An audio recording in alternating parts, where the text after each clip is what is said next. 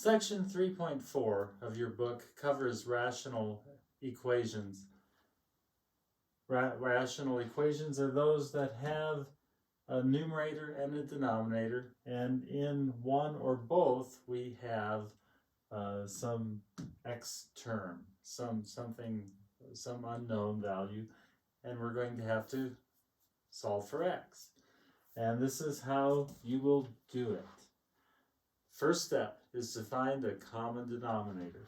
Remember when you had 1/2 and you wanted to add 4/7, and what you did was you took the common denominator for this. In this case it's going to be 14, and you multiplied on one side. You did 7/7 because that's equal to 1, so we're not changing the half.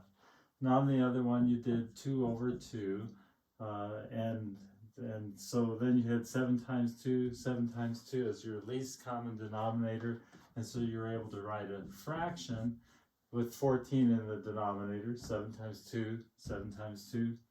On the top we would have 7 plus 4 times 2, which was 8. 7 plus 8 is 15, and that was our answer. We're going to do the same thing here with these. And the first thing that you ought to do, so you can see what you're going to need for your factors, is factor them all. So I'm going to now write this as 1 over, I see that I have a 4 that's common to both of these numbers, so I'm going to pull it out. 4 times x plus 3 minus 1 over, I recognize this as the that I can factor this to x plus 3 and x minus 3. So I do that, x plus 3, x minus 3. And then I have that's equal to 5 times x minus 3, or over x minus 3. So it looks like I have 3 things that are going to make up my least common denominator.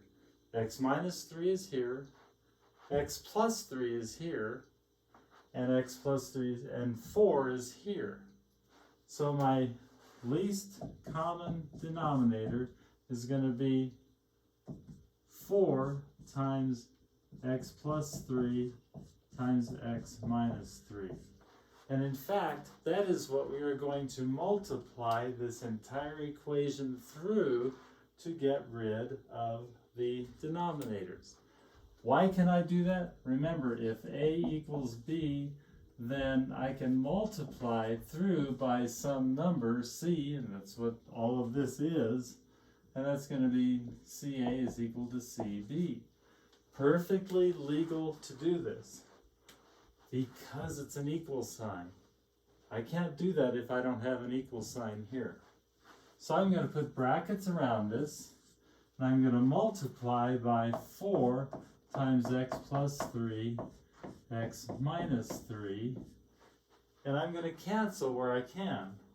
Well, in this first term, the 4's and the 4's are going to cancel, and the x plus 3 and the x plus 3 are going to cancel, and I'm going to be left with x minus 3 over all of this. But I'm clearing the denominator, so I don't have a denominator anymore. On this one, the only thing I don't have in my denominator is the 4, so this becomes a minus 4. Over here equals, I have x minus 3, but I have x minus 3 right there, but I don't have 4 and x plus 3, so this is going to be 4 times x plus 3 times 5. This is looking a lot nicer. So I go to simplify.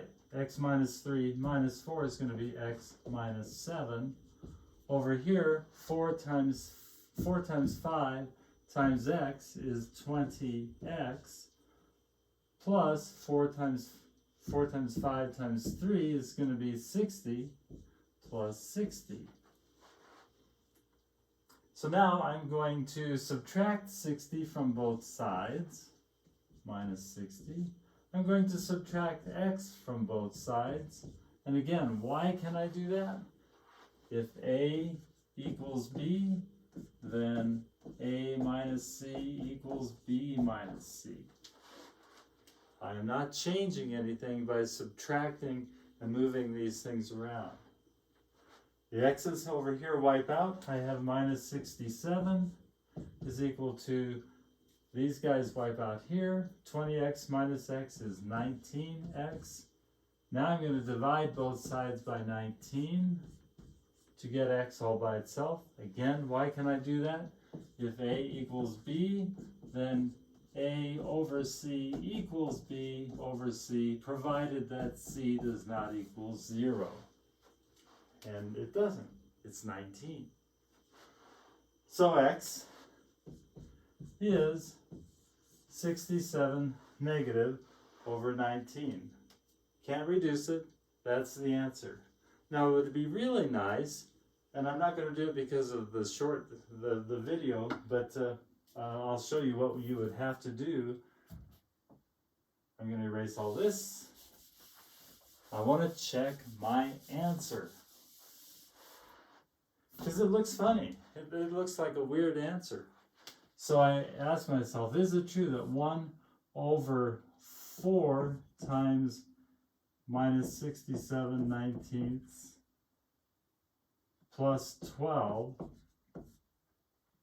minus 1 over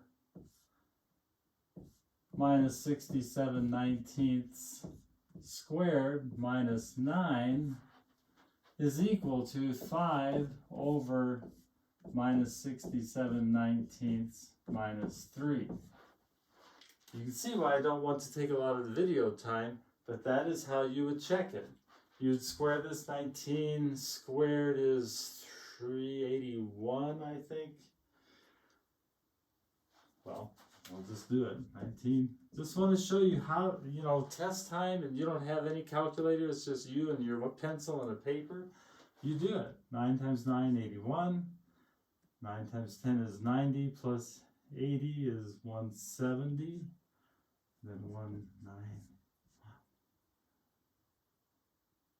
79 is 16. 361, not 381. 67 squared, I'm going to have to do that too. But anyway, you see that all of this is going to be a lot of arithmetic. Good to practice, but I'm not going to do it here. This is my answer. Again, what we did was we started with this, found our factors, got our common denominator, multiplied through the equation by it, and it simplified out very nicely.